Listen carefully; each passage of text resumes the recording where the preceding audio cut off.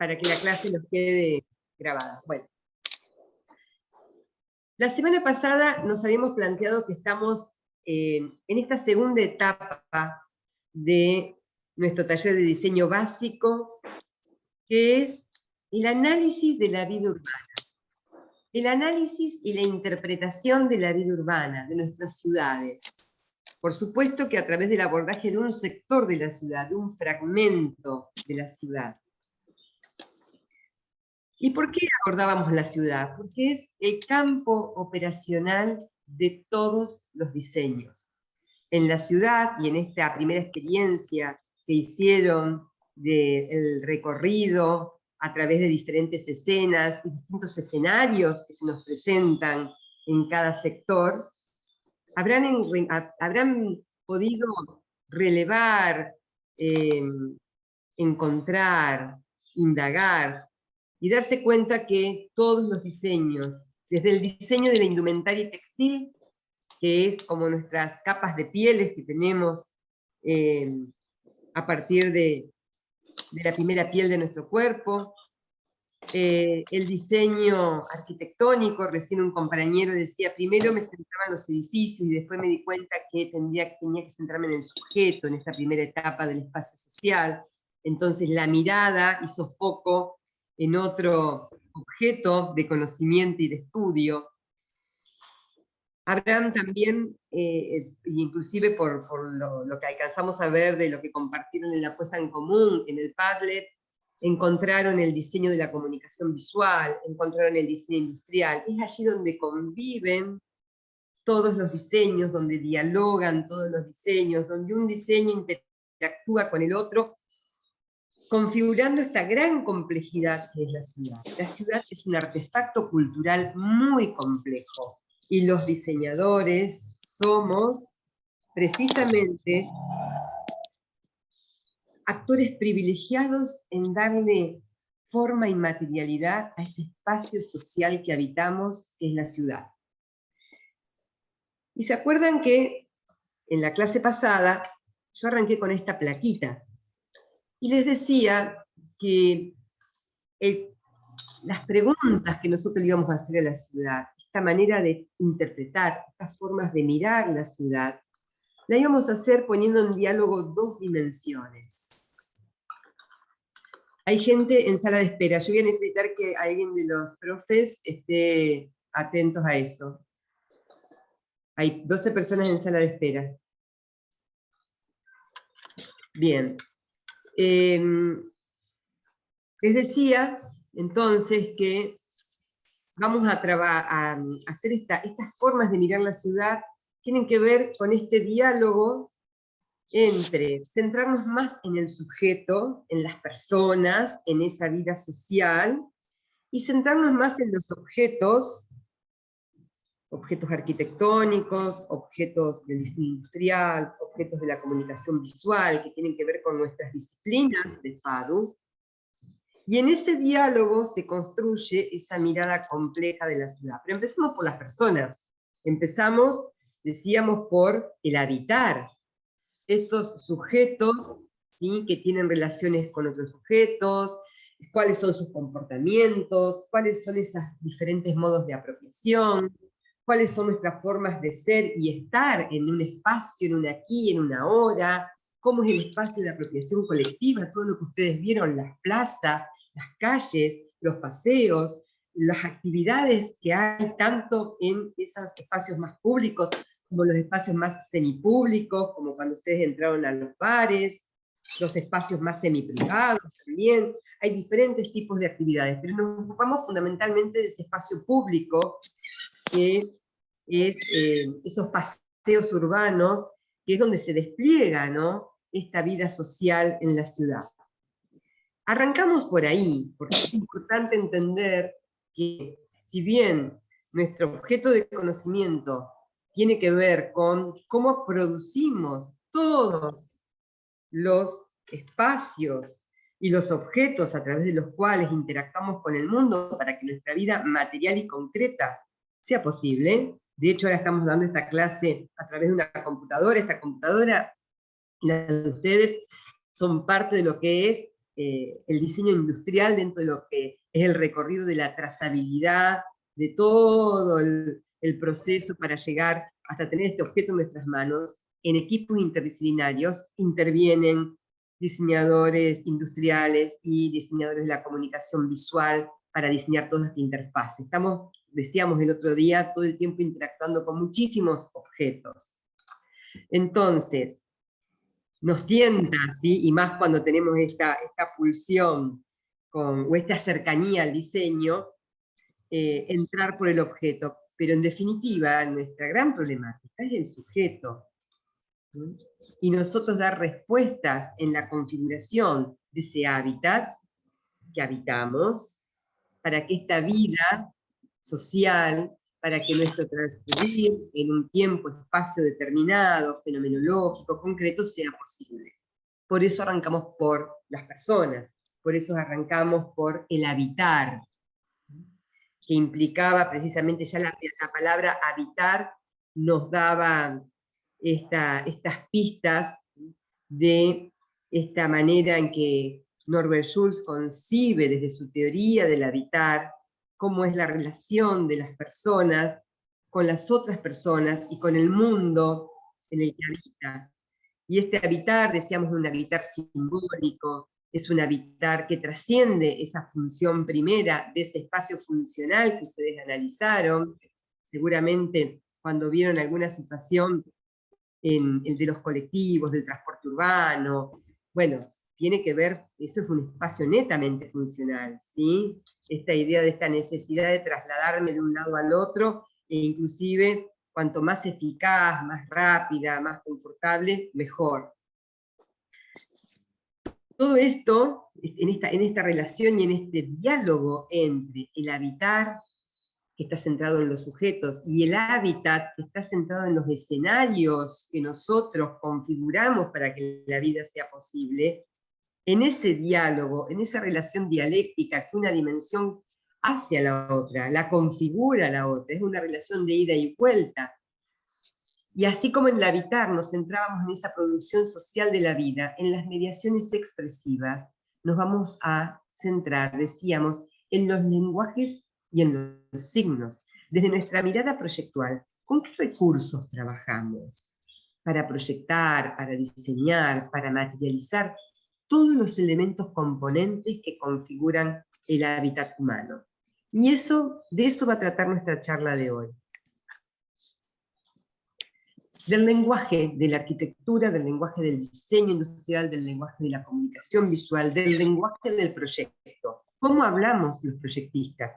¿De qué manera leemos la ciudad desde estas categorías y de qué manera después proyectamos los diferentes objetos que configuran la ciudad también desde estas mismas categorías? ¿Qué escalas abordaje podemos definir para el hábitat? Las mismas que miramos para el espacio social. Vamos a mirar la escala más abarcativa del contexto, vamos a mirar cada escena y vamos a mirar los objetos del diseño industrial, de la arquitectura y de la comunicación visual. Es decir, vamos a estar todo el tiempo en esta relación entre el todo y la parte y el todo.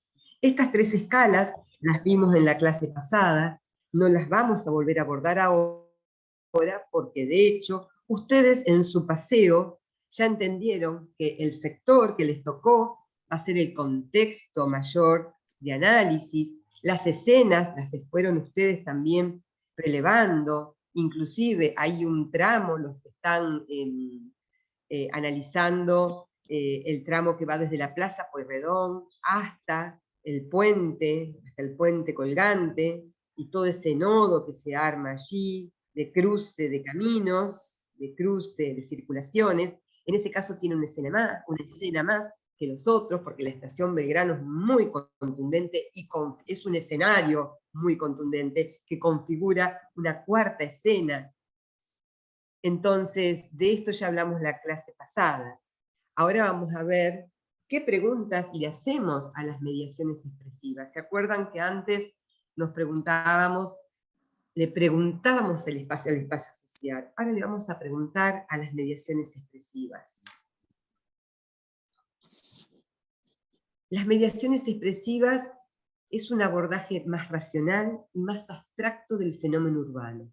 Por eso vamos a usar la geometría, vamos a trabajar con principios de organización, de la forma, del espacio, vamos a trabajar también en conceptos que son más universales a la hora de ser verificables. Si yo esto lo concibo con un volumen, lo contrasto en la realidad y veo que este edificio se configura por volumen, que otro juega más con el plano, que esta señalética trabajó con una determinada tipografía, que en este diseño industrial del equipamiento urbano predominan tales formas, tales geometrías y tales materialidades. Entonces yo digo, esto es ladrillo, y verifico que es la piedra de ladrillo, bueno, es un fenómeno mucho más universal a la hora de analizarlo.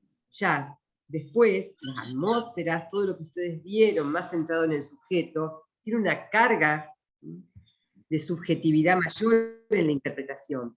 Pero en este otro momento del análisis es un abordaje más racional, más abstracto, más universal, más verificable respecto de las categorías que vamos a trabajar. Vamos a reconocer estas preguntas, este abordaje reconoce cuáles son los códigos y cuáles son los recursos formales y materiales inherentes al lenguaje del proyecto. Vamos a indagar las relaciones entre el espacio y el tiempo, la forma y la materia en el diseño del hábitat humano. Entonces, vieron que es un enfoque diferente. El otro enfoque era sensible, sensorial, fenomenológico, centrado en las personas, poético.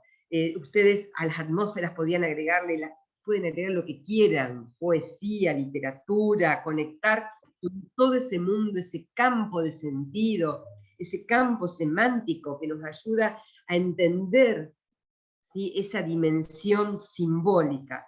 Ahora vamos a centrarnos en cómo los objetos también encarnan esa dimensión simbólica, con una materia, con una forma, pero todo se da en un espacio y en un tiempo. Nada está fuera de esta relación espacio-tiempo que tiene que ver con todos los diseños. Entonces, fíjense cómo cambia el código, ¿no? Les estoy mostrando algunos trabajos.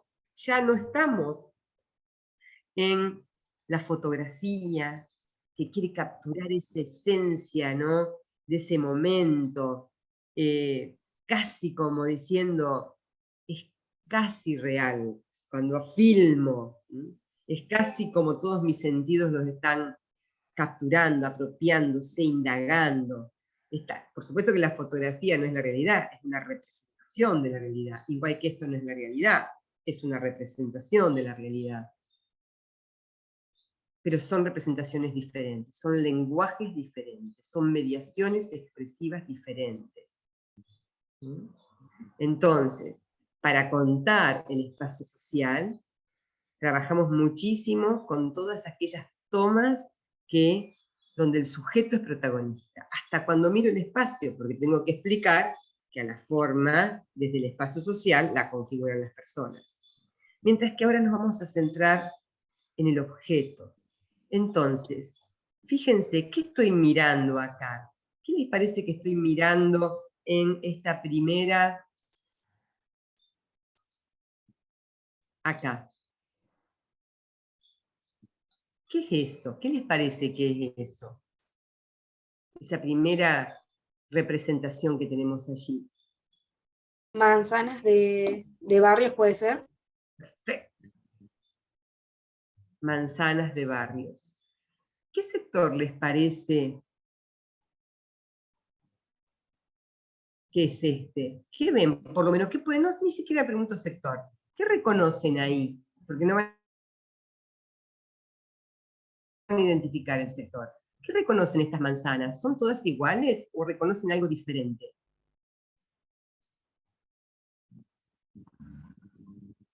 Tiene escrito el nombre de las calles. Tiene el nombre de las calles. Perfecto. ¿Qué más? En algunas manzanas hay árboles, como indicando plazas. Excelente. Excelente. Empezamos a entender que en alguna de las manzanas hay plazas. Fíjense qué distinta que está contada la plaza a como la contaban ustedes cuando fueron a hacer el registro sensorial, ¿no? Que queríamos la foto que nos mostrara los árboles, los claros oscuros, las sombras, cómo se lee bajo la sombra, cómo es la apropiación de esa plaza. Esto es una abstracción. La plaza no se nos presenta así, la ciudad no se nos presenta así. Esto es una construcción disciplinar. ¿A partir de qué disciplina nos parece que nos está ayudando para dibujar de esta manera? Está puesto ahí en la misma placa, arriba. Que ustedes lo vieron en el primario, en el secundario. ¿Qué campo del saber? Que La es bien geometría. abstracto. La geometría. Perfecto. La geometría. Son abstracciones y geometrizaciones de, en este caso, el sector urbano, que estamos todo el tiempo acostumbrados a interactuar con estas formas de decir, porque cuando vamos a una ciudad nueva, lo primero que nos muestran es una cartografía, un planito, esos planitos tienen dibujos que van asomando, para que entendamos el museo, tiene toda una construcción de códigos, pero los planos, las cartografías, los mapas, los usamos muchísimo. El Google Maps, ustedes están todo el tiempo ahora interactuando con estas formas de decir la ciudad, que son diferentes a las fenomenológicas.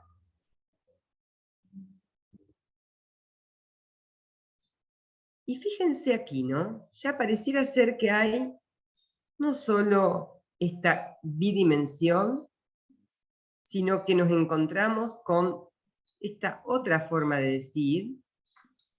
¿Qué diferencia hay entre esta forma y esta forma de decir? Son abstractas las dos. ¿Qué diferencia ven? ¿Cómo está visto uno en perspectiva y otro en un plano? Perfecto.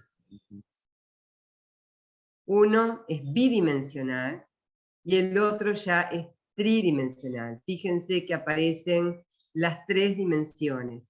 Esta idea de la perspectiva, de una axonometría se llama esta manera de mirar, ¿no? Y ahí, también de manera abstracta, porque estoy quitándole todo el dato fenomenológico del color, la textura, me estoy quedando simplemente con una geometrización donde esa primera abstracción, que es bidimensional, ahora la veo en tres dimensiones, para contar otras cosas, que ya vamos a ver qué cosas se cuentan aquí. Y acá, creo que acá lo interesante es que acá sí a cada manzana la pintaron de verde, en esta otra representación abstracta, para que entendamos que son los patios de todas las casas, ¿sí? Que generan estos pulmones adentro de estas manzanas. Entonces, cada vez avanzo con más data, con más datos, ¿no? En la información. Yo lo hubiera pintado de verde acá. A cada uno de estos, si lo pinto de verde, ya el código le dice que estos cuadraditos también son pulmones, ¿sí? Que no son casas y edificios uno al lado del otro, que no me permiten tener ninguna interacción con el verde. Nosotros tenemos patios, ¿sí? Hay una relación entre los llenos y vacíos que nos exige un reglamento a nivel urbano para poder precisamente tener estas relaciones de los llenos y los vacíos, como son las plazas en relación a la cuadrícula urbana. Toda esta serie de manzanas se llama cuadrícula urbana, y que nos va a permitir precisamente tener estas relaciones entre el espacio abierto y el espacio cerrado de los edificios. Y por último, ¿acá qué pasa? ¿A qué volvemos ahí? Esto era una abstracción, esto era una abstracción, y en esta tercera columna, ¿a qué volvemos? ¿Es abstracto? ¿O hay datos concretos de la realidad? Veo los colores de los edificios, veo los materiales, veo la textura de los árboles de la plaza, veo los distintos colores de los materiales. ¿Hay diferencia entre una representación y la otra? Es pregunta, ¿eh? Están contestando algunos en el chat. Ah, ¿alguien me puede leer lo que contestan en el chat? Uno dice refiere a lo real y muchos dicen sí, sí, sí, sí. Y se sale de la geometría, dice otro.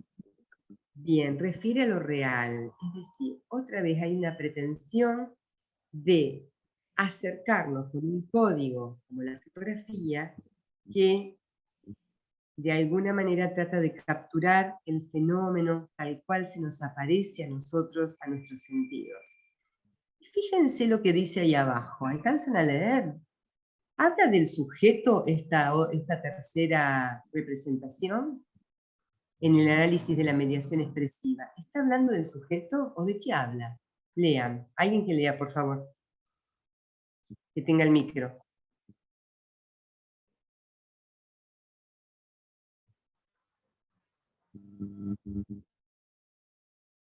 ¿Alcanzan a ver ahí? ¿A lo que hace referencia?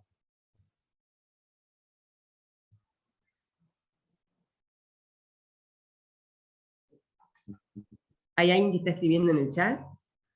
¿De qué habla esa foto? ¿Habla del sujeto o habla de otra cosa? Habla de la materialidad, dicen en el chat. Muy bien, habla de la materialidad. Perfecto. Nos cuenta que es asfalto, nos cuentan que está hecho con, hay elementos orgánicos y naturales como los árboles, nos cuentan, ¿sí?, lo que aporta cada material, las características del material. Entonces pareciera ser que estamos, y que se entendió por las cosas que ustedes están aportando, estamos centrados en el objeto, en el hábitat. Dejamos suspendido un rato al sujeto como indagación, y queremos decir, ajá, ¿y cómo son los escenarios de la escena de la vida urbana? ¿Cómo se configuran estos escenarios? ¿Cómo están materializados? ¿Con qué geometría? ¿Cuáles son los elementos que componen estas formas? Gracias por todo el aporte que han hecho. Dicen, Sigo perdón, avanzando. dicen, nos habla de la materialidad, de la configuración del espacio, nos da información sobre los diferentes tipos de materiales. Te leo más o menos lo que van Excelente. diciendo los chicos para. Gracias. Perfecto.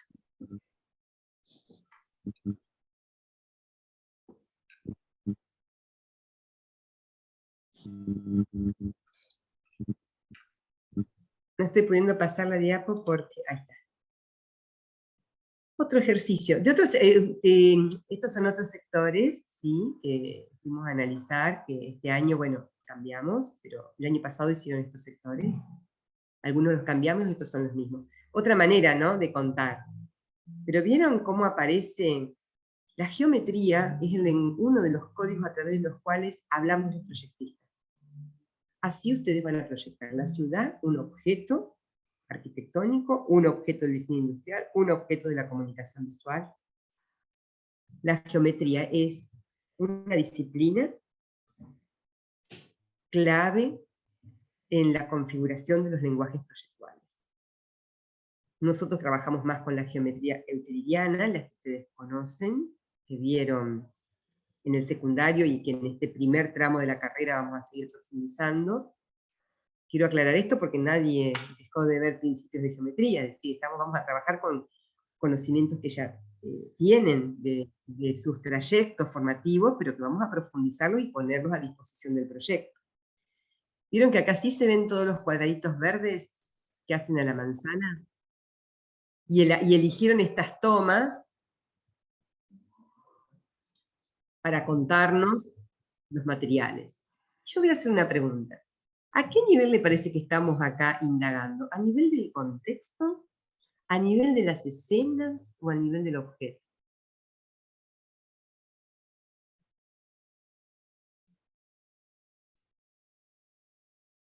¿Estamos en el nivel más abarcativo del sector? ¿Estamos metidos en una escena o estamos poniendo la lupa en el objeto? A nivel del objeto. ¿Todos piensan que estamos a nivel del objeto? Escena, escriben. Escena, objeto, escena, escena. La categoría es, el contexto es la más abarcativa, donde miro todo el sector. La escena es, ejemplo, me tocó entre el Molino Franchino y la Plaza Pueyrredón. Suponte que acá tendríamos nosotros uno de nuestros extremos y el otro de nuestro sector. Y estamos mirando esta totalidad. ¿En qué nivel estamos? Ahí apareció contexto, yo creo que más al nivel del contexto. Perfecto. Es el contexto, fíjense, es el sector completo. Ya para que vayan teniendo pista de qué miramos cuando miramos el contexto. Es lo más abarcativo, no entramos en el detalle.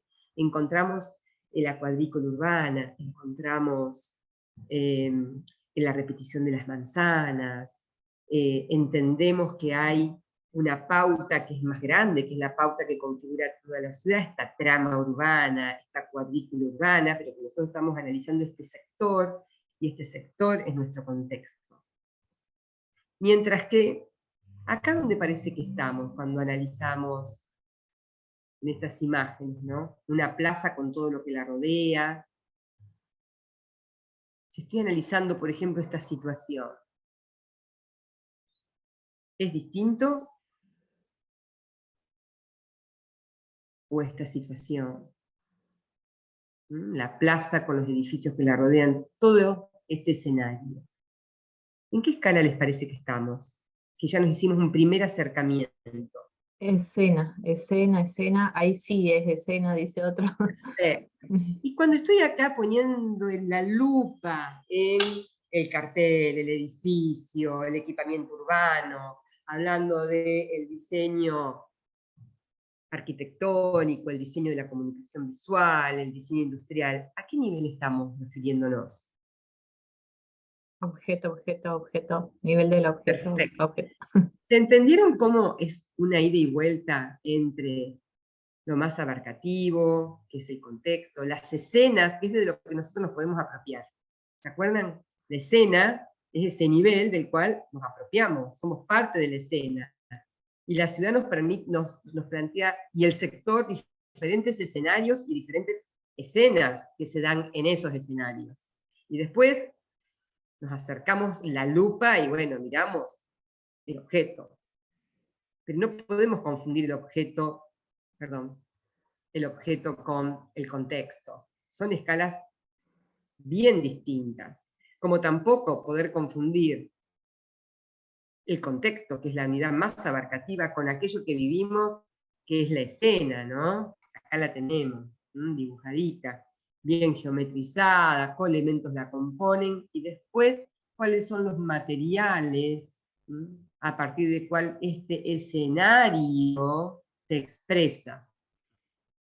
¿Está comprendido los tres niveles en la parte de las mediaciones expresivas y la geometrización? Es pregunta.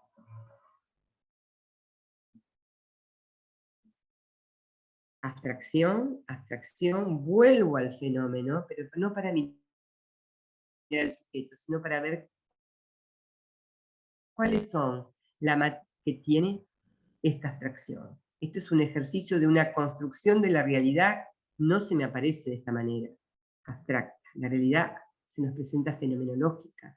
Nosotros hacemos el ejercicio de abstracción, de geometrizarla, de hablar con el código de la geometría para entender forma, espacio, materia, materialidad. Ya vuelvo a esos medios materiales que me muestran cuáles son los recursos concretos de los materiales, de la materia, de la materialidad.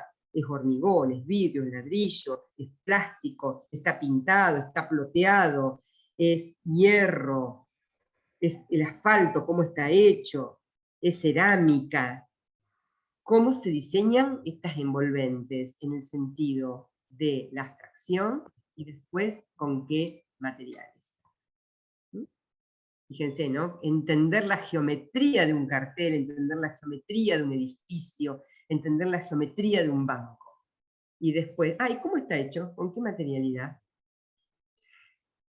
Si se entendieron entonces las preguntas que vamos a hacer, vamos a empezar por aquellas más generales, que son precisamente el espacio. Decíamos que todas las disciplinas proyectuales, todo nuestro hábitat se desarrolla en un espacio y en un tiempo. Nosotros, en el caso de la arquitectura, bueno, el espacio y la forma son precisamente nuestro gran objeto de estudio y después de diseño. El espacio, la forma, la envolvente de los espacios que habitamos. Pero el diseño industrial y el diseño de la comunicación visual permanentemente interactúan en el espacio. No se dan en otro lugar que no sea el espacio habitable.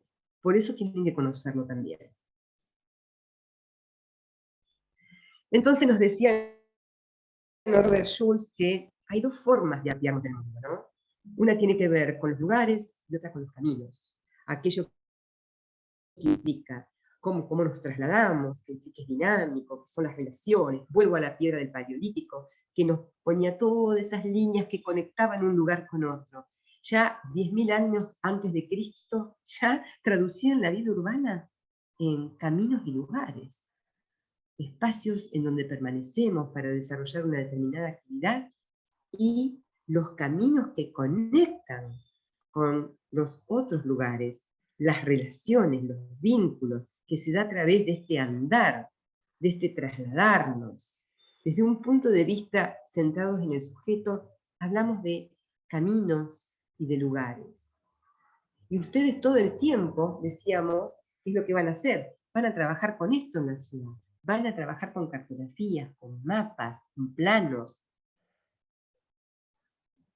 Y como les decía al principio, llegamos a una ciudad y para conocerla nos dan un planito para que nos orientemos. Y Norbert Schulz nos habla precisamente de eso, que la forma que tiene el sujeto de orientarse en este mundo que habita es con estas dos categorías básicas, los caminos y los lugares. Que cuando lo tomamos desde el punto de vista de la geometría, ya no vamos a hablar de camino y de lugar, porque la palabra camino implica un sujeto que lo recorre, y la palabra lugar implica un sujeto que lo habita, que está permaneciendo, interactuando en ese lugar. Cuando estemos en la dimensión abstracta, vamos a hablar de recintos y canales. El lugar va a tomar la palabra de recinto para analizarlo geométricamente, y el camino va a tomar la palabra de canal para analizarlo geométricamente. Entonces, si estoy mirando la imagen de arriba, estaría hablando de una, fíjense, ¿no? Esta cuadrícula urbana atravesada por el río, en este museo que vimos nosotros por sus atmósferas, que eran tan potentes. Y fíjense cómo está esta sucesión de canales y de recinto se ve atravesada, interrumpida, creando situaciones de borde distintas por este río, como nos pasa a nosotros también con el ferrocarril, como nos pasa con el río, como nos pasa con la laguna. Y abajo ya tengo fotos que me quieren mostrar la materialidad. Podríamos decir, acá hay sujetos, podríamos decir, estas fotos hablan también de este camino y de este lugar que es el museo. Pero si estamos centrados en la mediación expresiva, cuando pongo la fotografía es para decir, ¿con qué material está hecho este museo? ¿Qué son estas placas de titanio que se van encastrando unas con otras? E investigo en la materia, en la materialidad, investigo en la forma.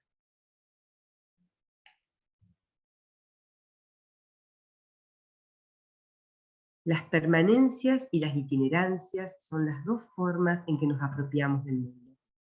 Esto ya lo hablamos. Hay una obra muy hermosa adentro del mismo museo de Guggenheim, de este museo, que tuve la oportunidad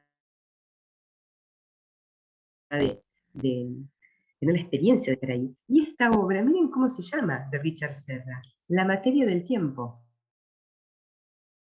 Miren cómo uno ya empieza a jugar en el diseño con el tiempo, la forma, la materia, el espacio. ¿Por qué creen que Richard Serra, este escultor que trabaja muchísimo con el espacio, llama la materia del tiempo a esta obra? Fíjense cómo este artista nos lleva a entender el tiempo a partir de estos dos espacios básicos que hablamos. Los recintos y los canales, apropiados por el sujeto, diríamos, los lugares y los caminos. Y con estas dos maneras de aprender el mundo, aprender de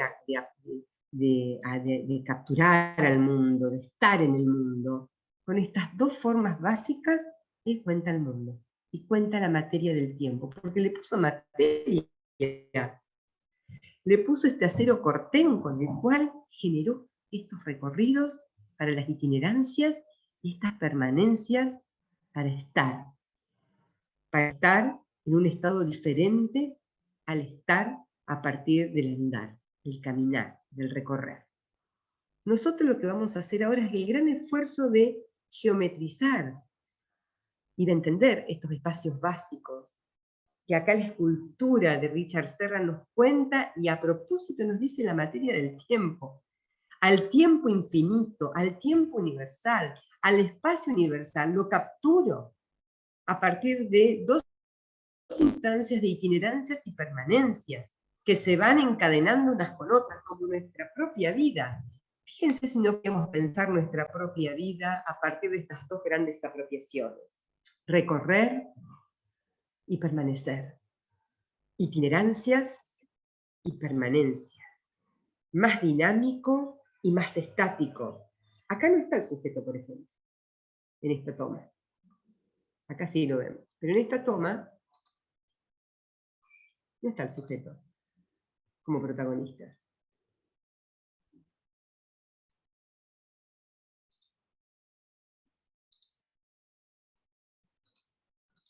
Acá. Está solo la escultura de Serra. Y fíjense cómo yo mirando ya, como proyectista, mirando estas relaciones entre los recorridos y las permanencias, ya me doy cuenta que hay recorridos que están más estrangulados, más oprimidos, más cerrados, y otros que se abren.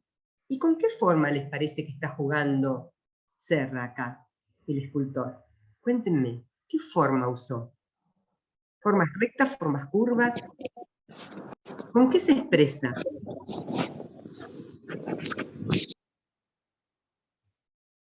¿Con qué les parece que se está expresando en términos de forma? ¿Qué eligió? Círculo y onda, dice, formas curvas, van Bien, diciendo. perfecto. Elige la curva. Y otra pregunta. Eligió para poder generar estas formas el punto, la línea, el plano o el volumen. ¿Qué eligió?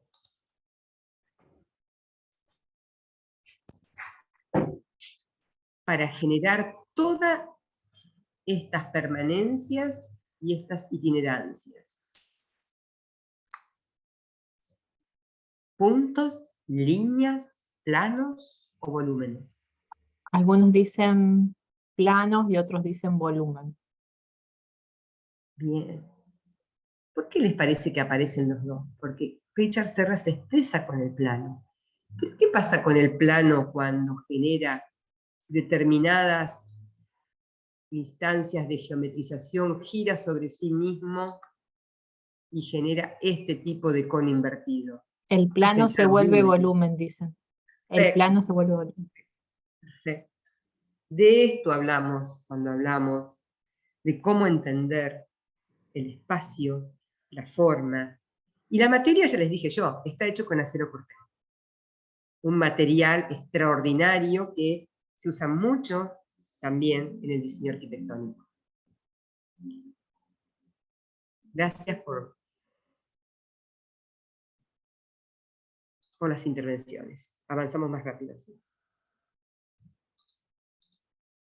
De salir. de volver a la manito.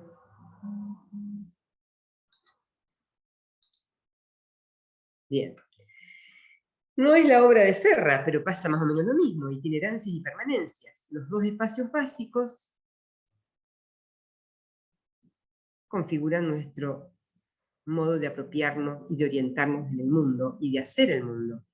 Después tenemos un montón de instancias intermedias, pero básicamente miro la obra de Serra, miro nuestra ciudad y digo, el mundo que habitamos y la configuración del hábitat como los espacios básicos que habitamos, podríamos hablar de itinerancias y permanencias, de canales y recintos. Desde la geometría, entonces, porque decíamos que dejamos suspendido al sujeto en este momento del análisis. Entonces nos planteamos que, ¿cómo entendemos la diferencia desde lo geométrico entre un recinto y un canal? Fíjense que en el espacio recinto hay un equilibrio de tensiones, las tensiones centrípetas y las centrífugas están equilibradas. De esto ya hablamos, de este tipo de tensiones, en las producciones que ustedes hicieron en sus afiches, de las tensiones que van del centro hacia afuera y las tensiones que van de afuera hacia el centro. En los recintos, estas tensiones están equilibradas. Es un espacio, en términos geométricos, más estático. Siempre hay una noción de centro,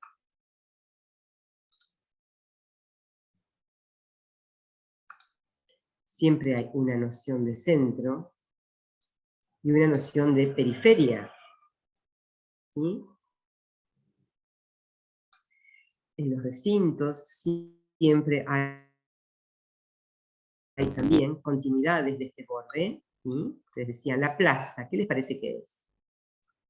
¿Un recinto o un canal?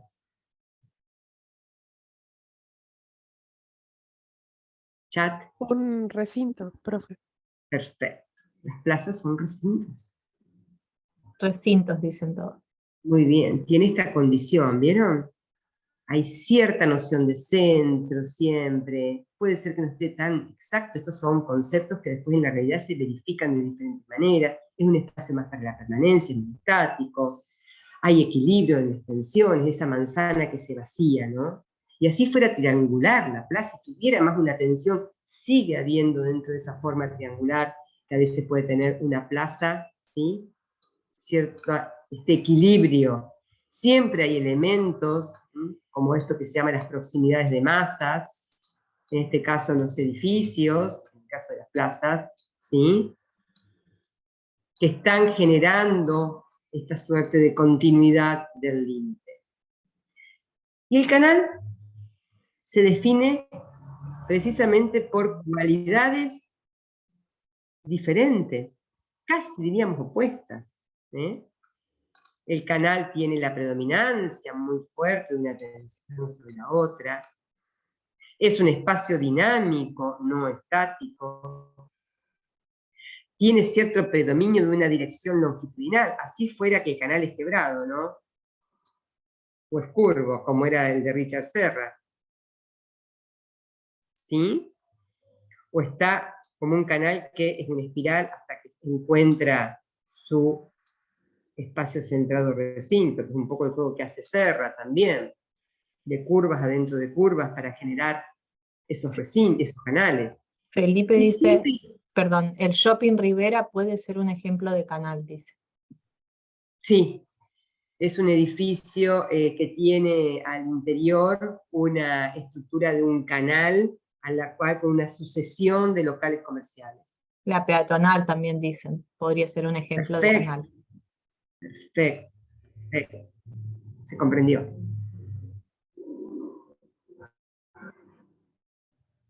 Vamos a borrar.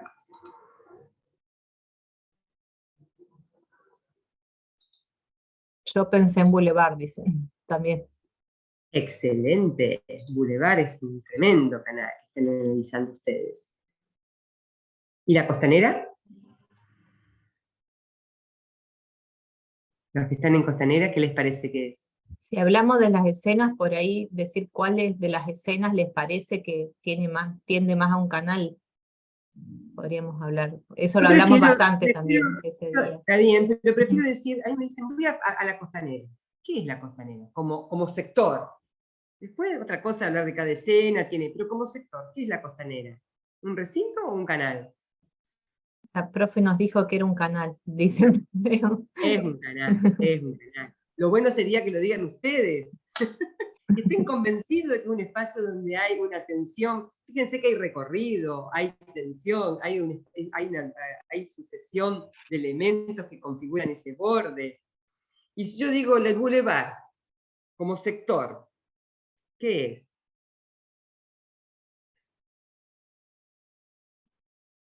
Un canal, todos van poniendo, hablando de canal. Perfecto.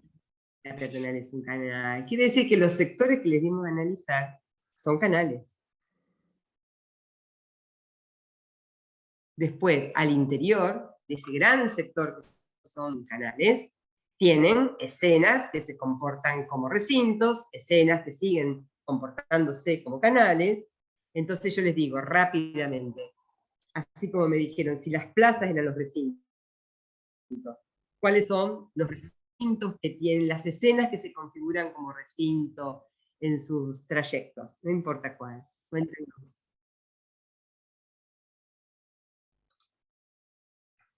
Plaza Pueyrredón, Perfecto, la Plaza Pueyrredón, un recinto abierto, lo la dijeron desde Estación el primer Belgrano, momento, dijeron, la Estación Belgrano es un tremendo recinto cerrado, el pero que Molino. genera, con todo su entorno también, y su esplanada, es un recinto cerrado con grandes expansiones en lo abierto, ¿sí?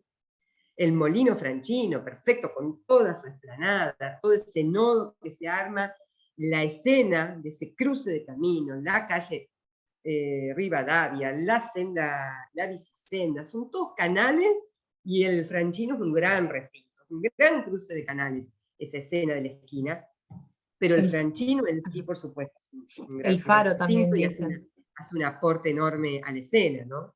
¿Qué más? El Faro, puede ser el punto del Faro, preguntan. Claro, el punto del faro genera una situación, ¿sí?, con todo ese nodo. No nos quedemos con es la rotonda, el faro, ese gran cruce de tantos caminos. Genera un nodo que también tiende en algunos momentos a esa apropiación como recinto. Son dos grandes nodos los que tienen allá. Cuando se habla de nodo, es un concepto que es el cruce de caminos, por ejemplo, de diferentes canales. En este caso, genera esa situación más de posible apropiación también, con cierto equilibrio de las tensiones, por ese gran cruce de canales. Que el caso de la costanera lo tienen tanto en el remate con la rotonda como en el inicio, en ese cruce de canales. Es un gran cruce de canales. Dicen, podemos verlo desde distintas perspectivas. Y el puente, Y preguntan. el puente, esto de las diferentes perspectivas, atentos. Recuerda que estamos dentro de siempre podemos verlo de diferentes perspectivas. Ahora estamos desde la perspectiva de la geometría. Entonces, así como ustedes dijeron, ¿se configura por un plano? Sí, no era volumen, era un plano. Pero ese plano, girando sobre sí mismo, ¿generaba un volumen? Sí, generaba en ese momento un volumen. Pero el elemento generador era el plano. Que el plano configuró un volumen. ¿Sí? En el caso de la costanera, predomina todo el tiempo el espacio canal. Sí, tiene en sus dos remates un cruce de caminos, un cruce de canales, un cruce de ejes, de la misma manera que tienen el cruce de canales, ejes en el remate de la rotonda. Si esa rotonda sería una plaza, obviamente estaría, si fuera una gran plaza, sería un gran recinto. En este caso estamos frente a situaciones de cruces de canales. ¿Qué les parece que es el puente colgante? ¿Para qué lo usan? ¿Hay predominio de una dirección sobre la otra? Canal, un canal. Perfecto, es un canal. es un canal. Y el puente, el que está al lado, el carretero, el que está al lado, El Oroño. el puente Oroño.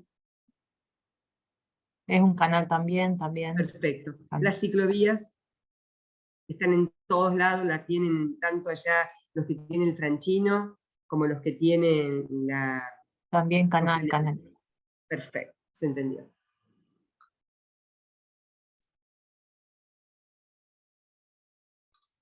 Siguen diciendo canal. Perfecto.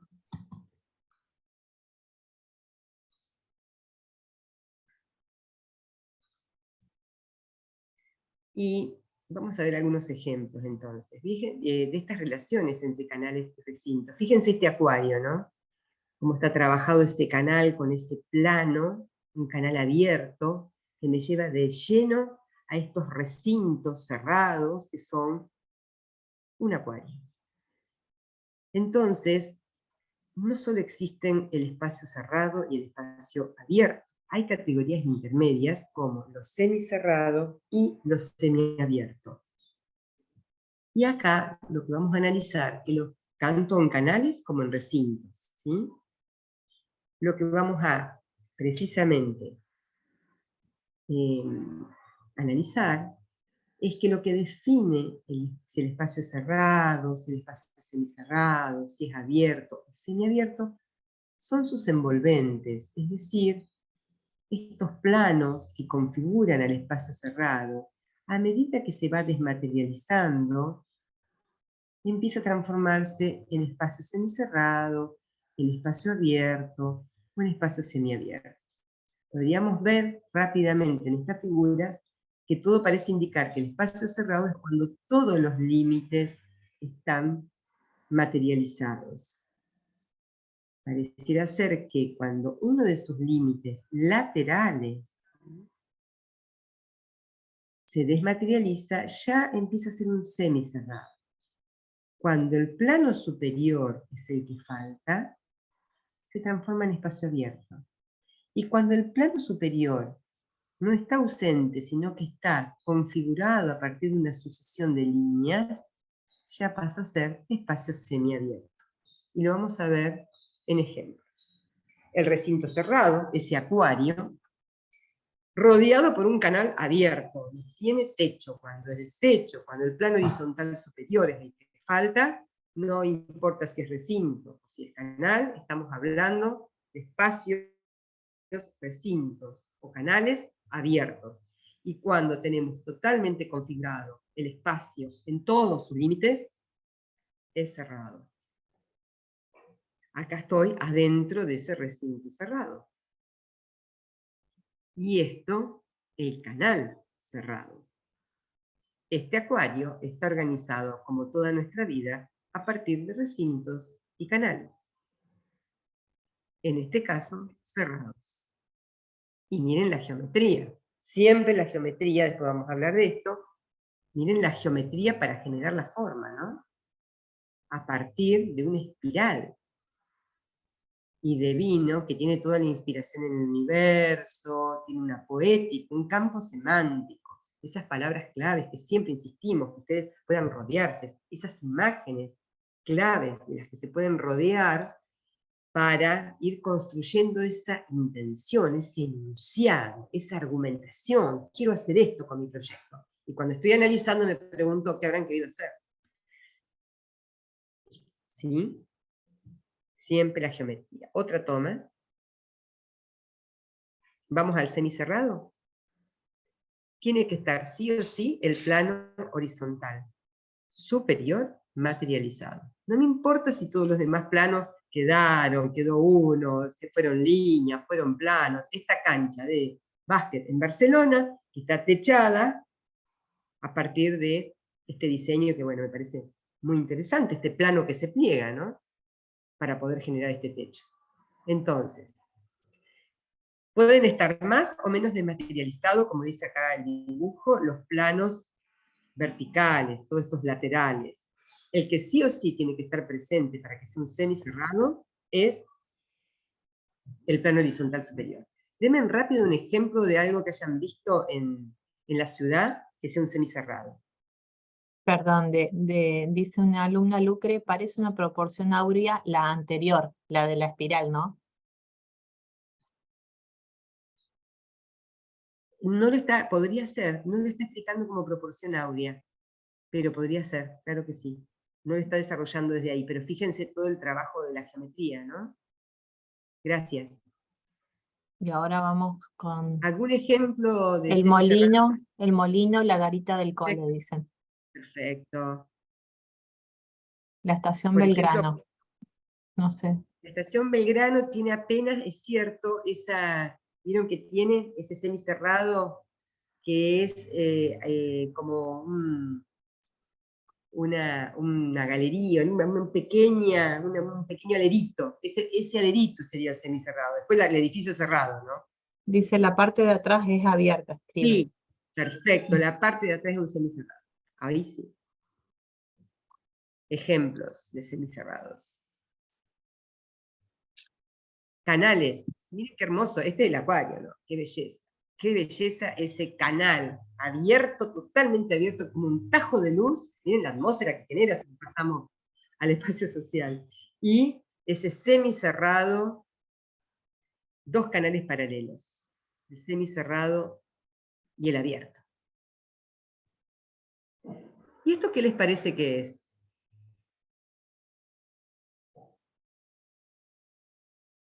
Si es chapa perforada lo que hay ahí. Quiere decir que el límite horizontal superior no está totalmente configurado. Tiene una sucesión de planos, pero que están perforados. Y después al lado tiene esta sucesión de líneas. ¿Sí?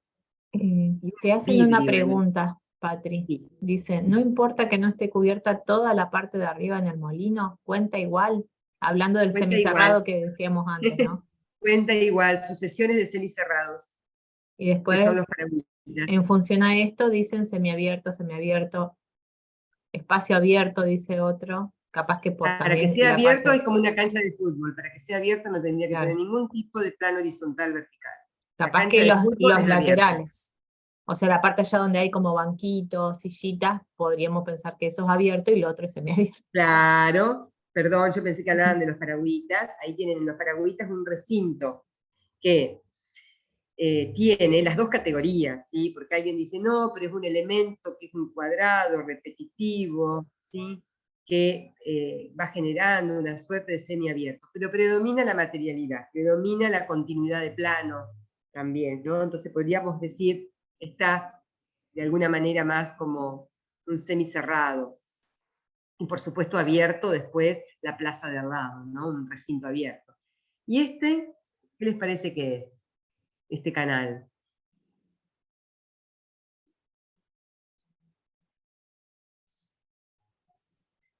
¿Es semiabierto o semicerrado?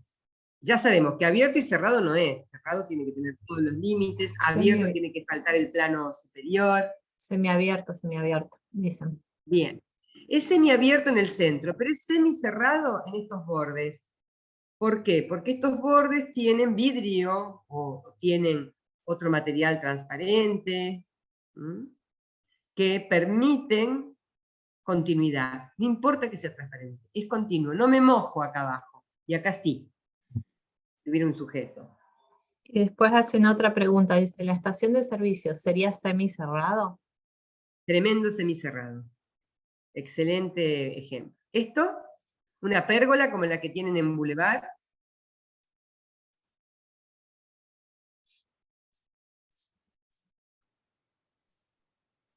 Semiabierto, semiabierto, Perfecto, semiabierto. semiabierto, semiabierto. Y pregunto, ¿está configurado por línea, por plano, por volumen? ¿Qué predomina acá? De los elementos que componen a la forma. Por línea. Líneas, por Perfecto. líneas. Sucesiones de líneas. De todas Semiabierto, sus formas, ¿no? configurado por líneas. Líneas. Perfecto. ¿Qué espacio es este? ¿Es recinto o canal? Lo que está en el centro. Recintos, recinto, Y es recinto. abierto, cerrado, semicerrado. Abierto, recinto abierto. Perfecto, la plaza. ¿Y qué lo rodea esa plaza? Como pasa siempre. ¿Qué la rodea? Un canal abierto. Calle. ¿Se acuerdan ustedes cuando yo les decía calles son canales abiertos? Exacto. Estamos ya en la teoría de recintos y canales. Teoría, espacios básicos, recintos y canales. Teoría, cualificaciones espaciales desde la geometría, abierto, cerrado, semiabierto, semicerrado. Son canales, ¿Está? canales, canales. Vamos a hablar en el código de lo que vamos a estar trabajando ahora, que es la geometrización, la concepción más abstracta, más desde categorías más universales, que nos aporta, por supuesto, la geometría. ¿Se acuerdan cuando les hablaba de proximidad de masa? ¿Vieron cómo cada uno de estos edificios, cada edificio, no sé por qué no estoy bien, bueno, pero lo ven, cada uno de estos edificios están generando como una continuidad límite para este canal, pero que a su vez es límite de la plaza, no es solo el límite del canal, es límite de este recinto. El límite de este recinto es un límite funcional, que es el cordón de la vereda, otro límite funcional, que es este canal que tiene que ver con la calle, con la acera, y finalmente un límite físico que tiene que ver con todos estos recintos cerrados que son los edificios. Entonces vuelvo a la primera imagen de la cuadrícula urbana, una cuadrícula que se configura a partir de la relación de recintos cerrados, recintos abiertos, canales cerrados, y con todos los intermedios que después encontramos. Pero a golpe de vista, la cuadrícula urbana a nivel de un contexto, si estuviéramos mirando todo un sector, son recintos cerrados y abiertos, canales cerrados y abiertos, y se aclara después, ¿sí?, con estas transiciones del semiabierto semicerrado para generar estas relaciones entre los espacios abiertos y cerrados. Pero en muchos casos pasás del abierto al cerrado directo, en muchos edificios. Yo miro acá mi casa y bueno, esta línea de fachada, pasamos de las casas que son recintos cerrados a el canal abierto de la vereda, directo. En algunos hay transiciones, en otros no. El canal abierto, todos los puentes que son motivo de diseños increíbles, donde uno puede jugar, en este caso fíjense, entre la línea y el plano sutil, ese plano que es la cinta que hace la parte del plano horizontal del canal, este plano vertical, ¿sí?, desmaterializado a partir de estas sucesiones de planos, esta línea que ata los planos por arriba. Así jugamos los diseñadores, con estos elementos de componente. Entonces entendemos que estas son las 4 categorías de espacio: recintos abiertos, canales abiertos, recintos cerrados, recintos abiertos, recintos semiabiertos, semicerrados. Este es el mundo con el cual nosotros creamos el universo que habitamos. Este es el mundo de los espacios básicos y sus cualificaciones. ¿Dudas hasta ahí? ¿Cómo vamos? Y si estoy debajo del puente, ¿cómo sería? Preguntan. Decime vos lo sabés.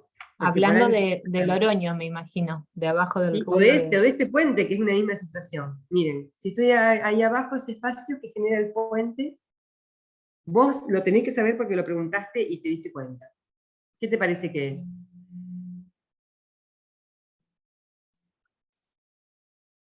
Semicerrado. Perfecto. Perfecto. Muy buena pregunta. Me encantó porque cambió el foco de la mirada. Yo estaba por arriba del puente y él dijo, ¿y abajo?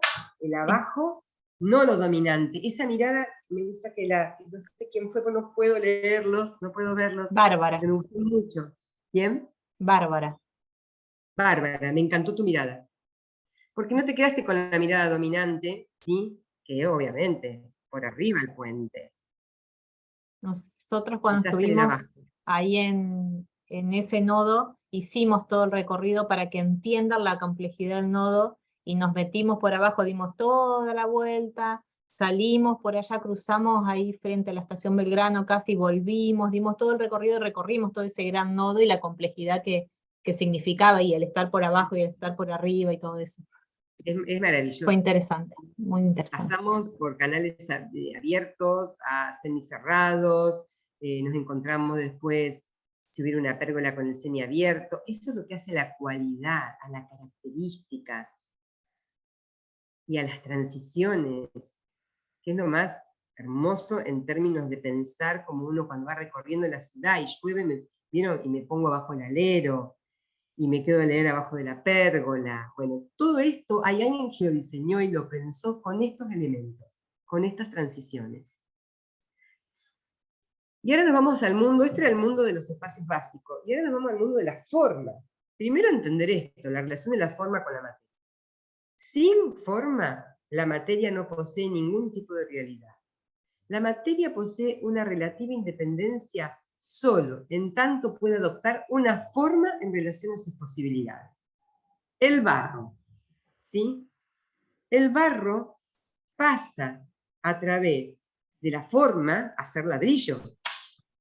El ladrillo, superpuesto con otros ladrillos, los mampuestos, pasa a ser muro. Y ese muro expresa la envolvente de nuestras casas. ¿Se entiende la diferencia entre la materia, el metal, el hierro, el vidrio, el acero, la piedra, el barro? La materia necesita precisamente de la forma para poder expresarse.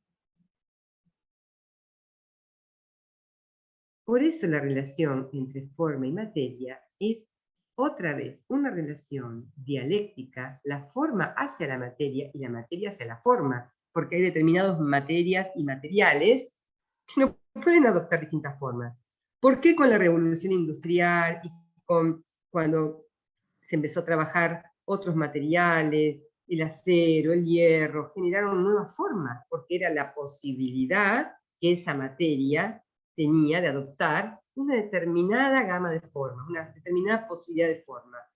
Pero a su vez, la forma es lo que le da esa posibilidad de existencia a la materia.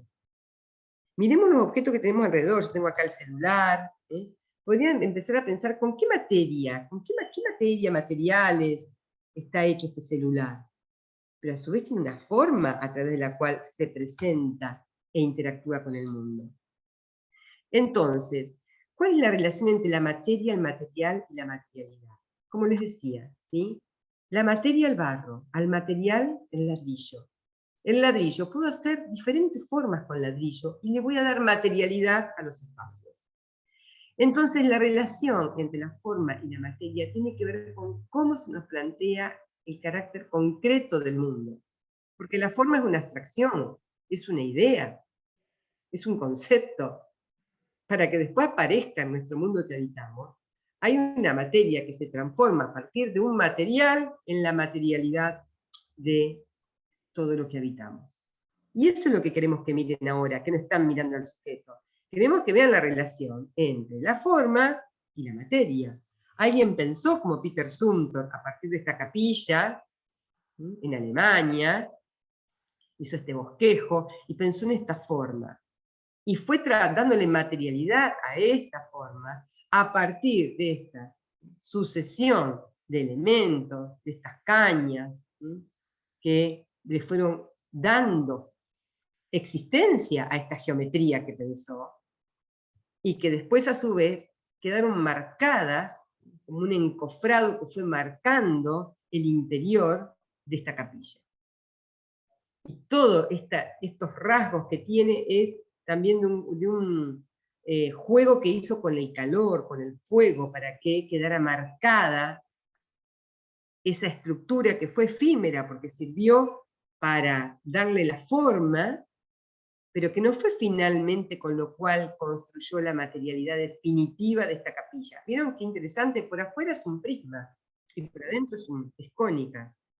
Y miren la atmósfera que genera, ¿no? Entonces, esta es la relación entre forma y materia. Estos bosquejos que están haciendo el análisis de la forma, y después cómo esta forma se traduce en una materialidad, pasa a tener un carácter concreto. forma y materia. Acá lo ven. Esto es lo que van a tener que analizar ustedes. ¿Cuál fue entender cuál es la geometría? Por supuesto no vamos a pretender que hagan el análisis de los edificios, pero cuando ustedes hagan lo propositivo, va por acá. De los edificios van a hacer un análisis más somero, no van a entrar en la generación de las formas, salvo aquellos que estén interesados y por supuesto empiezan a jugar. Vamos a ver cierta generación de forma, pero después eso se profundiza más en cada carrera.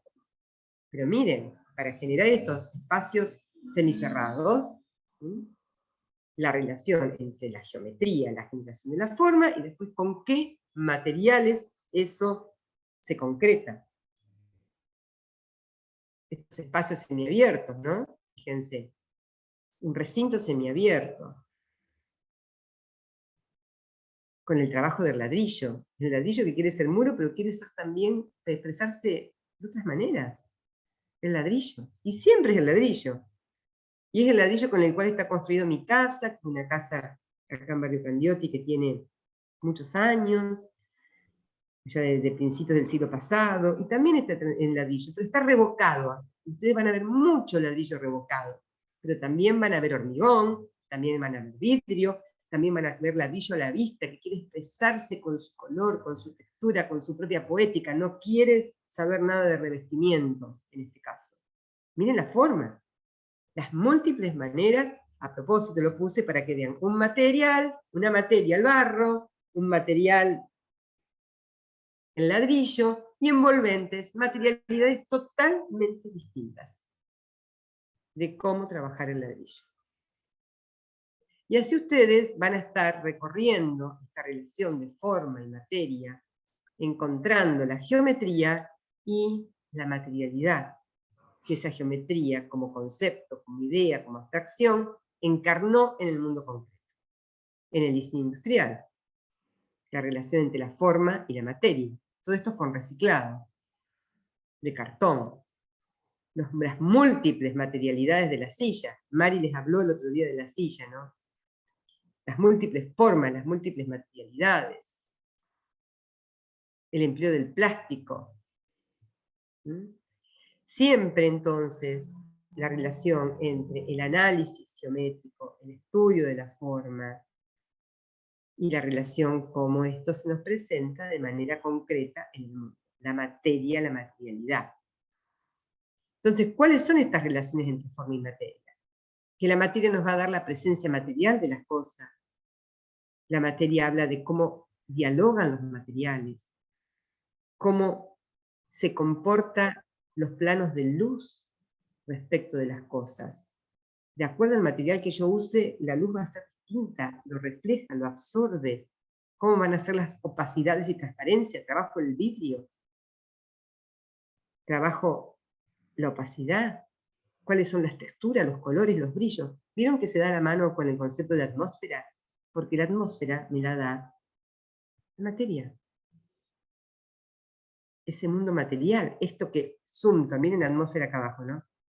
Esto que Sumter logra en este interior, ¿sí?, en esa raja de luz que entra, lo pensó acá. Lo pensó acá. Acá arriba está como está pensado, ¿sí? En este bosquejo.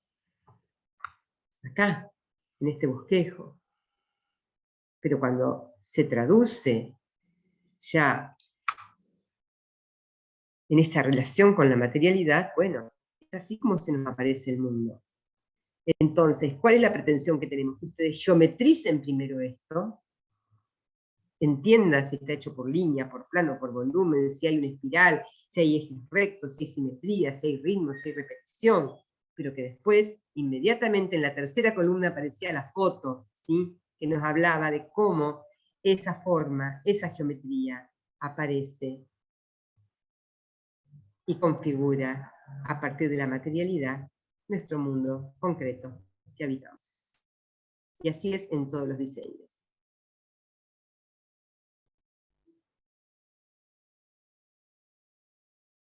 Entonces decimos luz y materia. La luz es el elemento que define, que hace presente los objetos, los espacios y las relaciones entre ellos, que permite que exista el mundo como elemento privilegiado, la luz que muestra y oculta. Bajo la luz la materia se torna textura, color, sentimiento y sentido. La aliada más importante de la materia es la luz. Por favor, pongan atención en las materialidades. ¿Cómo juega la luz en relación a la materia? La luz indica lugares, itinerancias, ilumina caminos y llegadas, ilumina recintos y canales. Luz y materia. Sin la luz, ni siquiera tiene entidad la materia. Ahora, ¿con qué elementos componemos la forma? Ustedes ya hablaron. Con el punto, con la línea, con el plano y el volumen. Con 4 elementos de la geometría dentro de lo que estamos trabajando en la geometría euclidiana. Con estos 4 elementos armamos el mundo que habitamos. Combinados, no importa, son estos 4 elementos. Y decimos que el punto es el generador principal de la forma. Es el que indica una posición en el espacio. Como concepto carece de longitud, de anchura y profundidad. Por eso es estático, es central y no es direccional. Cuando se traslada, genera otras formas. Cuando nosotros hablamos en la ciudad de un punto en el espacio, por supuesto que ya le estamos dando estamos dando anchura y profundidad, porque el punto en el espacio, ¿no? El remate de una cúpula, uno lo identifica como un punto en el espacio. Esto es el concepto más abstracto. Después, cuando uno lo verifica en la ciudad, va teniendo diferentes transposiciones en este concepto, esta idea de la transposición, ¿no? Cómo transpongo este concepto de punto en el espacio en la ciudad. Desde una óptica conceptual, el punto comienza a manifestarse cuando se sitúa dentro de un campo visual. Ahí puedo reconocer al punto. En el diseño de la comunicación visual, fíjense en esta obra, ¿no? Como el punto genera esa tensión, puede estar centrado, descentrado. Un punto en el centro de su entorno es estable y con relación al resto organiza los elementos que lo rodean y domina su campo. Fíjense la diferencia, ¿se acuerdan? Ya hablamos de campo, de pauta, cuando decíamos, ay, sus afiches, cuando estaban fuera de campo, cuando las líneas salían del borde de los límites de la pauta. Ya hablamos de esta idea de la relación entre la figura al fondo, la relación entre la figura y su campo, acá la relación entre el punto y su campo. El punto lo puede identificar a partir de la relación que tiene con ese campo visual. La línea presenta una sola dimensión, decíamos, el punto se traslada, ¿sí?, en una dirección y genera la línea. Desde el punto de vista conceptual, la línea tiene longitud, pero carece de anchura y de profundidad. Describe trayectorias, describe la trayectoria de un punto que se mueve y expresa visualmente esa dirección y un movimiento. Fíjense en estas obras de vanguardia, ustedes las analizaron, fíjense las múltiples direcciones y movimientos que puede generar, trasladándose el punto, configurando líneas quebradas, líneas curvas, líneas rectas, mucho movimiento tiene líneas. Es maravilloso proyectar y crear a través de la línea. La línea y el punto, ¿no? Miren el espacio urbano. Esta sucesión de elementos generan esta idea de eje, de linealidad, pero a su vez, miren estos puntos en el espacio acá, para configurar este camino, este canal, perdón. ¿Sí? ¿Lo ven? Y miren todas estas líneas, sucediéndose unas a las otras, generando la baranda. Está todo nuestro mundo configurado. En este caso, a partir en esta imagen, estamos viendo fundamentalmente el espacio urbano, cómo está configurado a través de la línea y del punto. Esta línea curva, esta línea que el plano se trasladó en un eje curvo y generó estos círculos. Y estos círculos sucediéndose unos a otros van generando la línea en el espacio. Líneas, más líneas para generar diferentes objetos del diseño, de la comunicación visual, del diseño industrial, de estos hermosísimos equipamientos urbanos, punto y línea. ¿Lo ven ahí abajo? Solo con la línea y el punto generó mundos habitables, concretos. En lo abstracto es la línea y el punto. Y en lo fenomenológico, concreto de la materialidad, tiene esta manera de aparecer. Será plástico, serán esferas, serán caños huecos allá abajo para dar esas formas. Me tendría que acercar, tendría que analizarlo, tendría que analizar el antecedente, y ahí entendería cómo está hecho todo ese mundo material. El plano se genera a partir de la prolongación de una línea, en una dirección que no sea la propia, la que posee, porque no podría generar el plano. Vieron que se traslada en la dirección opuesta a la que intrínsecamente posee. Y el plano ya tiene otras cualidades, ya tiene longitud, tiene anchura, o sea, 2 dimensiones.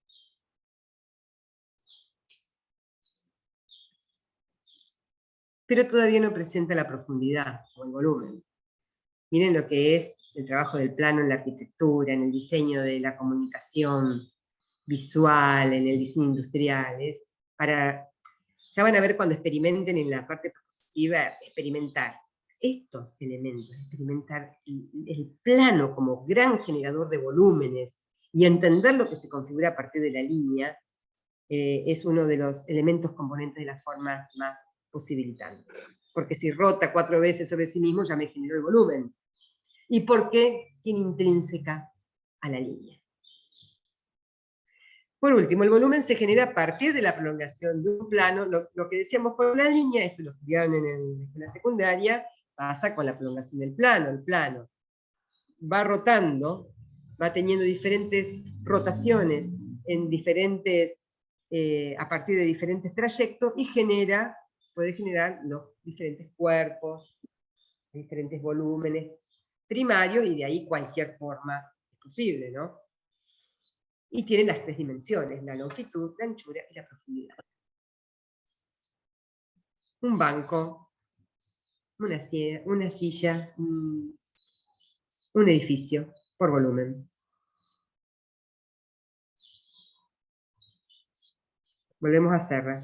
El plano que arma mundos, que arma volúmenes, pero ¿qué es el plano? Y ahora, ¿cómo se componen todos estos elementos? Es decir, estas formas que nosotros generamos, ¿cómo las ponemos en relación entre sí? ¿Cómo armamos la gramática de la forma? ¿Se acuerdan? Nosotros decíamos que en nuestro lenguaje escrito y oral, nosotros tenemos las palabras, la letra que arma la palabra que arma la oración, las oraciones que arman las frases que arman los párrafos. Bien, ¿con qué hablamos? Con esto hablamos nosotros. Con el punto, con la línea, con el plano, con el volumen. Ahora, ¿cómo hacemos? ¿Cuál es nuestra gramática? Para que la palabra tenga sentido, hay una gramática donde las letras se van articulando y esa palabra tiene un significado. Y así, con el sujeto, el predicado, el verbo. Nosotros también, los proyectistas, tenemos nuestra gramática de la forma. Y tiene que ver precisamente en cómo podemos relacionar estos elementos componentes para que armen una narrativa que no es la narrativa de la literatura, es la narrativa de los objetos que producimos desde el diseño para configurar el hábitat humano, sean objetos de la arquitectura, del diseño industrial o de la comunicación visual. Y vamos a ver como 6 grandes principios: el eje, la simetría, la jerarquía, el ritmo y repetición, la pauta, o campo, y este principio que personalmente me parece exquisito, que es la transformación, que ustedes ya lo trabajaron más intuitivamente. Cuando hablamos de eje, hablamos de esto, ¿no? Es una línea definida por 2 puntos en el espacio, y en torno a la cual podemos disponer formas y espacio. El eje puede ser más explícito o más implícito, es decir, puede ser evidente, lo puedo subrayar, lo puedo así decir, quiero que se materialice el eje, o puede ser más sutil, puede estar implícito, puede tener, digamos, una materialidad que no sea tan dominante. Ya lo van a ver ustedes cuando lo analicen en el espacio urbano. Eje, ¿no? Bueno, este es un ejemplo dentro de la arquitectura. Patri, perdón, ¿Sí? 9:46, como para Sí, darte una idea. Sí, sí. Eso. No, estoy mirando el reloj. Está genial. Fíjese en este caso, ¿no? En el Vaticano. Bueno, el Renacimiento trabajó tremendamente con esta configuración de ejes de simetría, de remate de eje, de hacerlo bien explícito, de jugar al extremo en la configuración del eje, en el diseño de la comunicación visual. También el eje y la relación con la simetría tiene uno de los principios donde se fundamenta el equilibrio y la relación equilibrada entre formas y espacio, en torno a una línea, un eje. Las simetrías pueden ser, fíjense que hay distintos, estoy ejemplificando los principios con distintos niveles del diseño, o disciplinas del diseño, y ustedes van a ir completando en esta búsqueda que van a hacer en la ciudad. Pero fíjense que acá es distinto, ¿no? Acá tengo un eje de simetría, a través del cual las partes se van distribuyendo de manera equilibrada. Acá tenemos una simetría especular, esta es en espejo. Estas simetrías que están trabajadas en torno a todos, a más de un eje, ya no es solamente la simetría en espejo, sino que es una simetría, ¿sí? Que desde el centro yo voy a tener las mismas configuraciones en cada uno de sus ejes. ¿Sí?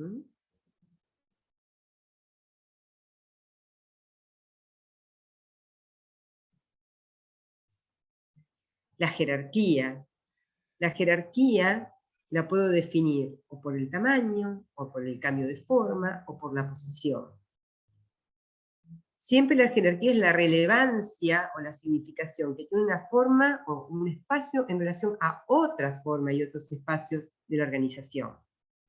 Y se puede dar por tamaño, decíamos, por cambio de forma, por la localización. Es muy claro el ejemplo. En este caso, bueno, se da claramente que cambia radicalmente la forma, ¿sí?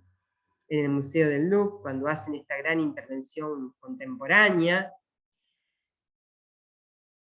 que bueno, tuvo la biblioteca quedó dividida, algunos a favor y otros en contra. El espacio es hermosísimo para recorrerlo, pero es claro que acá hay una jerarquía por forma, ¿no? Y por supuesto por materialidad. Pero a su vez, fíjense, nosotros estábamos en estas arquitecturas más del Renacimiento, ¿sí? Con estas arquitecturas también del 1600. Es el Taj Mahal, es un monumento funerario, en realidad es una gran tumba, con estos principios de simetría a ultranza, igual que esta obra contemporánea. Y que las estructuras, a veces las formas no tienen, la envolvente final no tiene determinado juego con la simetría, pero sí la estructura. Y fíjense, dos simetrías dialogando, ¿no? Porque el otro es tremendamente simétrico, tiene un eje de una simetría bilateral, y en este centro. Daniel dice, yo tomé fotos de simetría. Entiendo que en ¡Qué el lugar, no en genial! el recorrido. ¡Qué genial! Bilateral. Y acá también subyace y tenemos expresada la simetría, en dos momentos de la historia totalmente distintos, ¿no? Bueno, esto también es una foto que nos serviría para hablar de atmósferas, para pasarnos del otro lado de la matriz. Pero ahora que estamos aquí, todo lo que ustedes van a tener que salir a capturar es dónde encuentran eje, simetría, repetición, ritmo. Ahí la mandó al grupo, Patri, al chat. Es del Molino. Genial, genial. Bueno, van a encontrar muchísimos ejemplos de jerarquía, de simetría, de repetición, de ritmo. Es esta segunda etapa del análisis tiene que ver con esto.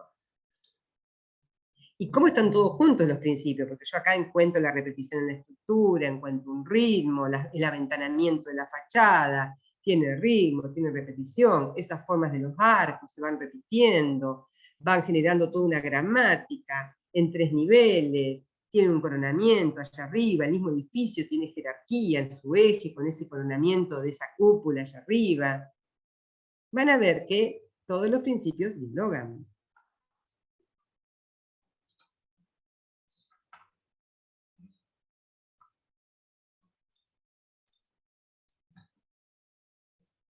Lo que les decía recién, si ahora vemos la totalidad, ¿no?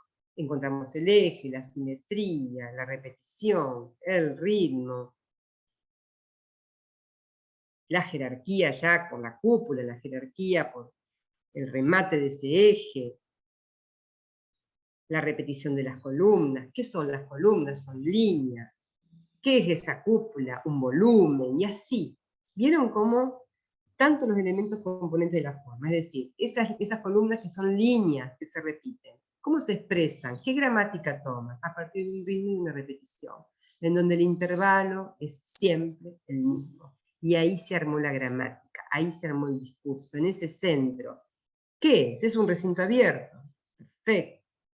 Es la gran plaza del Vaticano, ese recinto abierto. Fíjense, está trabajado a partir de un diseño de piso, fundamentalmente a través de la línea en el diseño de piso, que quiere reforzar esa idea del centro. Quiere gritar que soy el centro, que hay un eje allá. Y así se arma la gramática de la forma en el espacio urbano. Y con los objetos que lo configuran. El ritmo o la repetición es un principio que se fundamenta en la utilización de modelos recurrentes. Y en función a cómo se dan esos intervalos, tengo ritmos, como en la música. ¿Vieron? Si va siempre igual,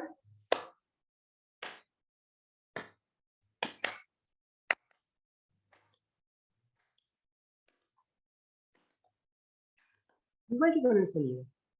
Lo que varía es el intervalo de esa palmada, de ese sonido de palmada. Lo mismo con el diseño. Fíjense tanto. En el diseño hay un ejemplo del diseño industrial, de juegos, y el diseño del equipamiento urbano allá arriba. Y el diseño del piso. Y el diseño de las perforaciones. Es la misma foto, ¿se acuerdan? Es la foto que antes habíamos usado para entender lo que era un semiabierto, y ahora, a partir de la sombra, ¿se acuerdan? La luz es lo que le da entidad a la materia. Yo acá estoy viendo la sombra que arroja ese semiabierto. Miren las perforaciones, también, con un ritmo de perforaciones de estos círculos que van cambiando a un determinado intervalo y que le da otra narrativa, otra gramática, que si fueran todos iguales siempre con el mismo intervalo. Miren las líneas dibujadas en el piso. Miren la sucesión de esos volúmenes que generan los bancos. Miren este juego tan bellísimo ahí abajo del encastre, todo hecho a partir de la línea que generó estos cuadrados, y del encastre, y de la repetición, y de un ritmo para esa repetición. ¿Se va entendiendo? Es fascinante, cuando uno empieza a encontrar lo que subyace en términos geométricos, en términos de forma, en términos de principios de organización, a lo que habitamos, ya uno no puede dejar de mirar, ve el plato y ya lo ve como un plato acá al lado mío, ya lo veo como un círculo, no lo puedo evitar. Ese entrenamiento en que ustedes tienen que empezar a ejercitar, porque es con lo que después van a proyectar, con estos elementos. La pauta, el fuera de campo, la pauta es como el pentagrama para la música. Vieron que la música tiene su propia gramática. Yo tengo la negra, la corchea, la blanca, la redonda, que me da la relación de un espacio-tiempo, la duración del sonido en el tiempo. Ahora, si no la tengo en mi pentagrama, no tengo ni idea si es un do, re, mi, fa, sol, la, si. No puedo saberlo, porque falta la pauta, falta el pentagrama. Para la ciudad la pauta, ¿cuál sería? ¿Cuál es la pauta de la ciudad? El pentagrama, ¿cuál les parece que es? Lo vimos al principio de esta charla.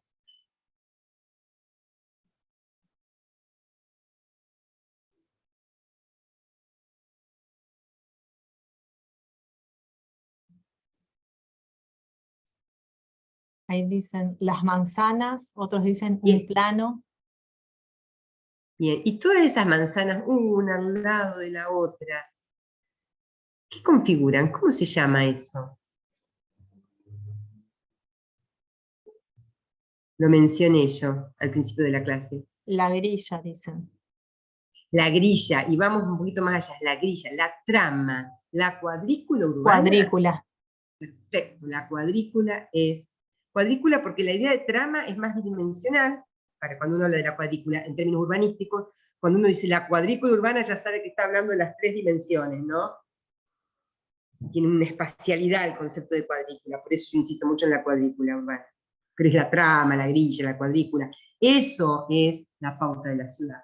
Y es precisamente lo que permite reunir, acumular, organizar un modelo de formas y de espacios. Acá lo puse no con la ciudad, sino con un ejemplo de la comunicación visual. Y allá abajo lo tenemos con ejemplos del espacio. La pauta. Acá hay un eje, obviamente, hay todo un eje en esta obra, que es tan respetuosa, fíjense con el contexto, ¿no? Qué hermoso, qué respeto. Acá la pauta es un eje lineal, que se va quebrando, un eje quebrado, que va organizando cada una de estas formas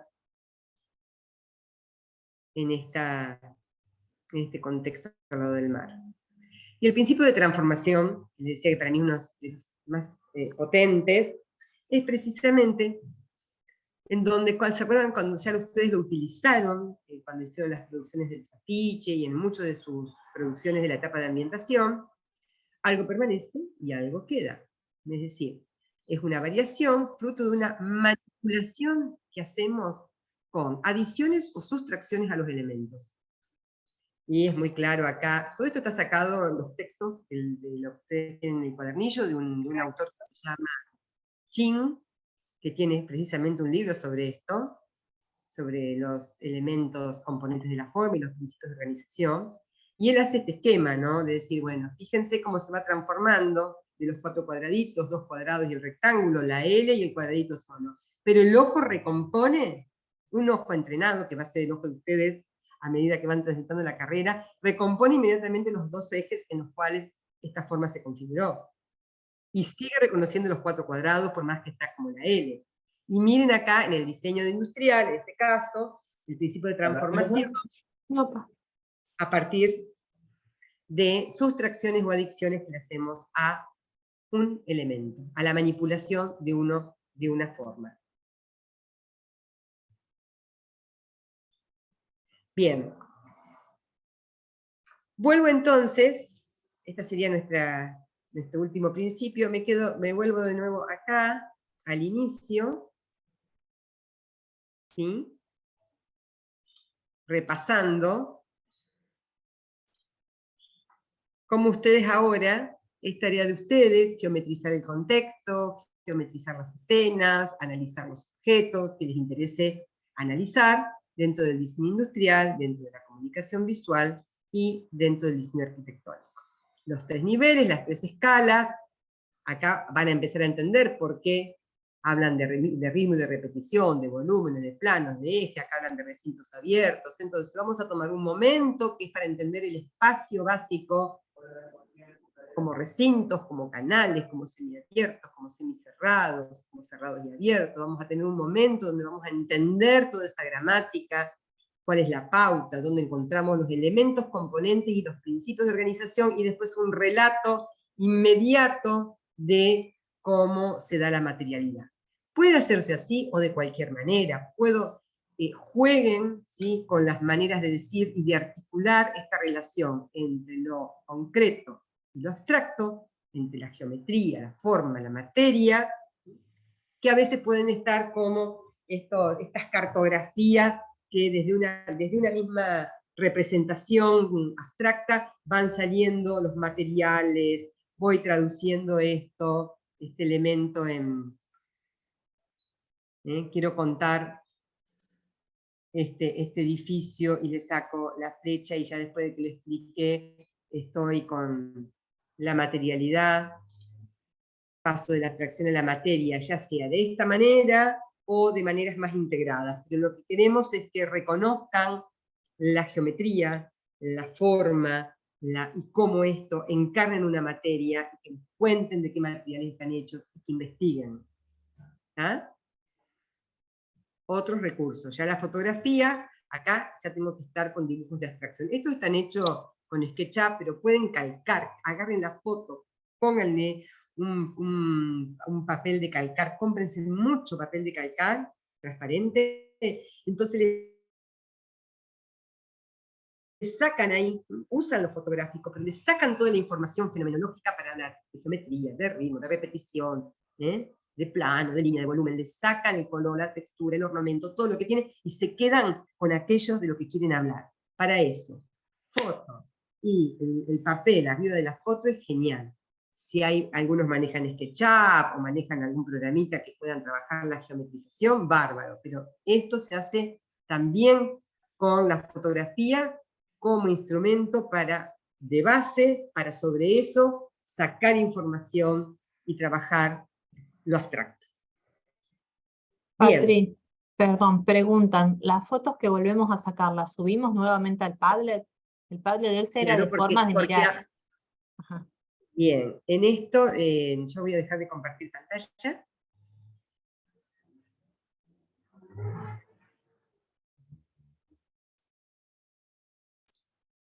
Bien.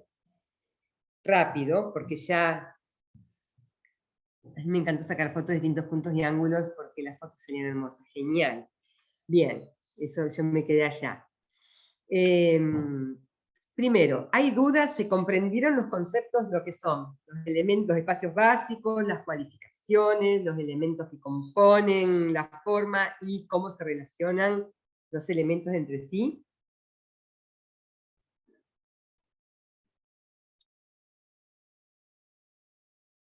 ¿Hay dudas?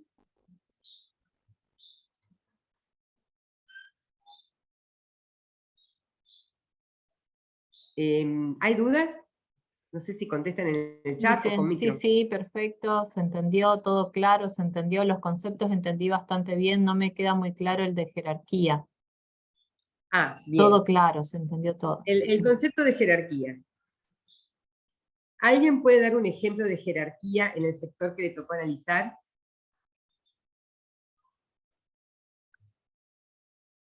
Si querés pausar la grabación, ya Euge, si no, así no me tiene que Sí. cortar.